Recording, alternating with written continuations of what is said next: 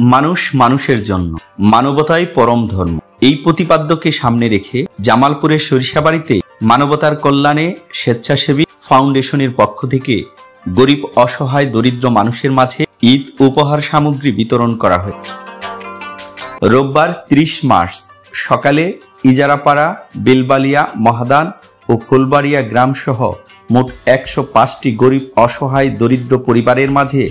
অত্র সংগঠনের সদস্যরা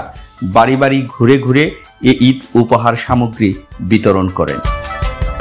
ঈদ উপহার সামগ্রীর মধ্যে ছিল তেল, চিনি, সেমাই, গুঁড়া দুধ, মসুর ডাল, আলু, পেঁয়াজ ও আতপ চাউল সহ ইত্যাদি। এই ঈদ উপহার সামগ্রী বিতরণ কর্মসূচির সভাপতিত্ব করেন সংগঠনের সভাপতি মোহাম্মদ হাসান আহমেদ এবং সার্বিক সহযোগিতা করেন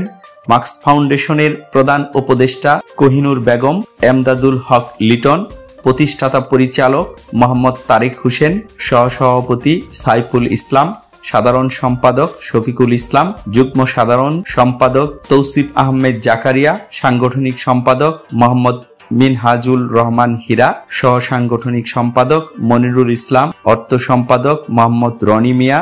আপ্যায়ন বিষয়ক সম্পাদক মোহাম্মদ আলাল উদ্দিন সহ আলামিন ও সম্মানিত সদস্যবৃন্দ এই ঈদ উপহার সামগ্রী বিতরণ কর্মসূচিতে সার্বিক সহযোগিতা করেন। সরিষাবাড়ি নিউজ টিভি, সত্যের পথে চলে সকলের কথা বলে।